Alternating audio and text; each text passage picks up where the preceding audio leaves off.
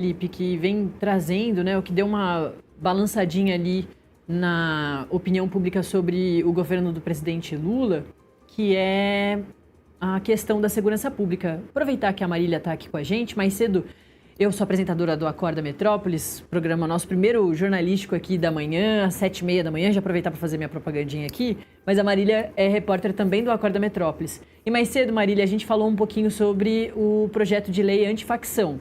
Saiu da Câmara dos Deputados, vai lá para o Senado. E no Senado, o governo Lula tem um pouquinho mais de espaço ali para conversar e sofreu menos derrotas. Mas ao longo desse ano, o governo Lula sofreu mais com a Câmara dos Deputados. Agora, com o projeto de lei antifacção, também foi uma situação um pouco mais complexa. E nas pesquisas, com a questão da Operação Contenção no Rio de Janeiro e como o governo reagiu ali, ou não, pelo fato de não ser uma operação com ajuda federal ali, a gente viu que teve uma oscilaçãozinha para baixo, dentro da margem de erro, mas modificou um pouquinho ali a situação com a popularidade do presidente Lula. Marília, eu queria aqui então aproveitar a gente trazer alguns dos detalhes que a gente já tem sobre o projeto de lei antifacção, né, de como ele vai agora seguir ainda dentro do Congresso. É isso, Nath. Nessa última semana nós tivemos aí a aprovação desse projeto dentro da Câmara dos Deputados. A gente relembra, né, que ele teve várias idas e vindas. Ao todo aí foram 6 pareceres, 6 textos apresentados por Guilherme Derrite. O primeiro acabou não tendo consenso, o segundo também não, e assim por diante. E até mesmo o último texto também não teve consenso. Porém, o presidente da casa, Hugo Mota, decidiu que iria sim votar esse projeto.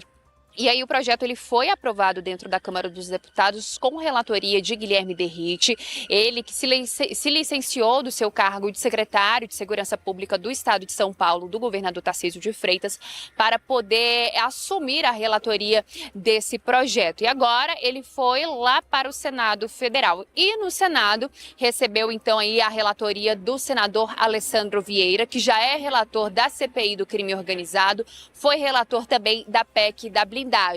Alessandro Vieira já disse que o texto vai sofrer sim alterações e que ele deve apresentar aí um parecer até o final deste mês, final de novembro. Sobre Guilherme Derrite, Nath, o que a gente tem de novidade é que Guilherme Derrite afirmou que retorna aos seus trabalhos em São Paulo na segunda-feira, deve encerrar um ciclo e que pretende se dedicar um pouco mais à vida política. Vida política, eleições 2026 que já estão bem aí na nossa porta. Então a gente prevê aí Guilherme Derrite se dedicando um pouco mais ao seu trabalho dentro do Congresso Nacional. Ele que é deputado federal e existe aí uma expectativa para que ele tente aí um mandato como senador. Lembrando que nessa eleição nós vamos ter renovação do Senado, então serão aí 2/3 das cadeiras serão totalmente renovadas. E é o Senado Federal justamente que é um dos locais, né, onde vai ter maior competição ali para poder ter mais pessoas, seja da direita ou seja da esquerda, mas também nós temos aí o Centrão. Então, o projeto antifacção, ele vem trabalhando também, Nath, com essas vagas dentro do Senado Federal. Para essa próxima semana, a expectativa é que Alessandro Vieira converse em uma audiência pública com representantes da segurança pública para justamente poder tratar de pontos voltados para esse projeto de lei antifacção.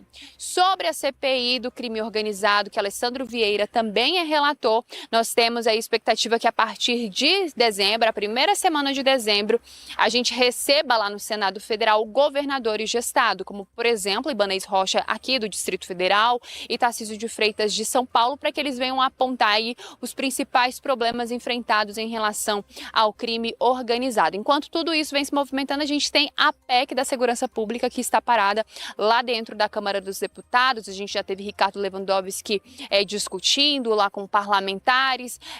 Todo esse andar da segurança pública se deu por conta da mega operação que aconteceu no Rio de Janeiro em outubro, e nesses próximos dias, Nath, a gente deve ter aí um congresso um pouco mais voltado sim a essas pautas de segurança, porque são pautas sociais também, e essas pautas sociais geralmente elas afetam aí de fato, né, toda a sociedade. Então, para os parlamentares e também para o executivo, o presidente Lula, que já mostrou a intenção sim de concorrer à reeleição, essa pauta de segurança pública ela é muito cara e pode garantir votos para 2026. Nath e Felipe.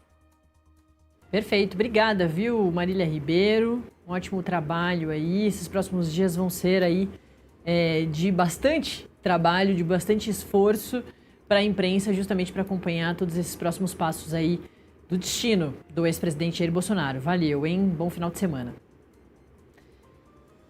Ô, Felipe, antes de me despedir, só queria arrematar contigo essa questão aí da segurança pública, né? Que vai ser pauta importante para 2026 e que preocupa bastante, né? O governo Lula, que tem ali como ministro da Justiça e Segurança Pública Ricardo Lewandowski, que não era uma figura, né, ligada à segurança pública, mas o governo vem colocando nas coletivas, sobre todas as operações, a Operação Carbono Oculto em São Paulo contra o PCC, Operação Contenção no Rio de Janeiro contra o Comando Vermelho, e agora toda essa correria do governo também para acompanhar o projeto de lei antifacção, a CPI do crime organizado, enfim.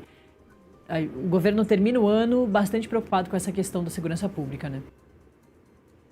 Exatamente, né? Quando você pega, por exemplo, a avaliação do governo Lula, e você vê que depois do tarifaço do Trump, a avaliação do governo Lula melhorou significativamente, né? No decorrer das semanas depois do tarifaço. Por quê? Porque o discurso do Lula em relação à defesa da soberania nacional, defesa da democracia, defesa do Brasil, né, surtiu efeito entre o eleitorado e a população do Brasil. Só que essa narrativa não encontra força para o ano que vem, né? Aí você vê um ponto interessante, Natália, que depois do caso do Rio de Janeiro, né, que houve aquela operação nos morros do Rio de Janeiro, o que aconteceu? Estancou e caiu, né, exatamente a aprovação do governo Lula. O que isso significa? Significa que a segurança pública é o ponto principal que vai ser o debate nas eleições do ano que vem. E o governo, né, ele patina quando o assunto é segurança pública. Então, essa pauta é muito difícil para a esquerda e muito difícil para o governo, né?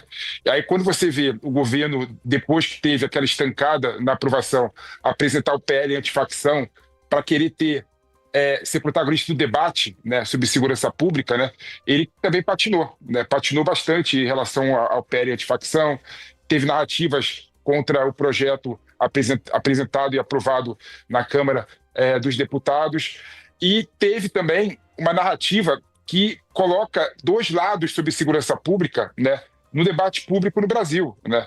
A direita, por exemplo, ela tem muito mais o discurso punitivista e a esquerda tem muito mais o discurso garantista. E a população do Brasil, né, em modo geral, ela é punitivista.